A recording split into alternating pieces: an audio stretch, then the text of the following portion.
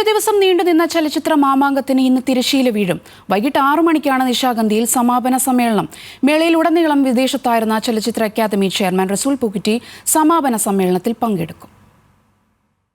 സിനിമകളിൽ കേന്ദ്രത്തിന്റെ കടുംവെട്ട്, അക്കാദമി ചെയർമാന്റെ അസാന്നിധ്യം, സംഘാടനത്തിൽ പിഴവ് വന്നെന്ന ആരോപണം, അങ്ങനെ ഉടനീളം വിവാദങ്ങളായിരുന്നു 30ാമത് അന്താരാഷ്ട്ര ചലച്ചിത്രമേളയിൽ.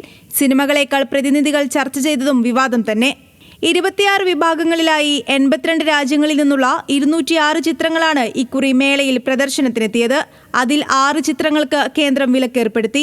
മേളയിലെ നിറസാന്നിധ്യമാകേണ്ട ചെയർമാനില്ലാത്തതും സജീവ ചർച്ചയായി. മൊത്തത്തിൽ ഒരു വൈബ് കുറവുണ്ടെന്നും പ്രതിനിധികൾക്കിടയിൽ അഭിപ്രായമുണ്ടായി.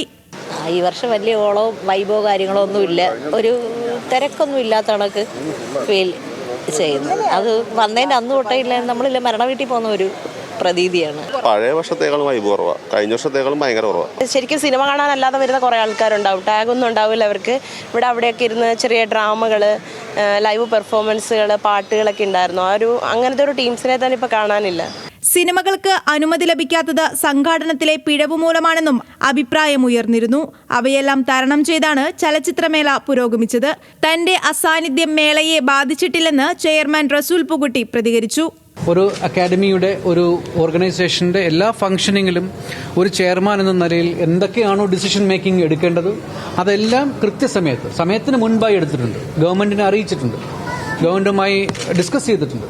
ഇപ്പോൾ ഓരോ പൊളിറ്റിക്കൽ ഡിസിഷൻ വരുമ്പോഴും അത് ഞാനുമായി ഡിസ്കസ് ചെയ്തിട്ടാണ്, ഞാനും മിനിസ്റ്ററുമായിട്ട് ഡിസ്കസ് ചെയ്തിട്ടാണ് ഞങ്ങൾ എടുക്കുന്നത്, തീരുമാനം എടുത്തിട്ടുള്ളത്, എന്നെ അറിയിച്ചിട്ടുള്ളത്, ഞാൻ അവരെ അറിയിച്ചിട്ടുള്ളത്.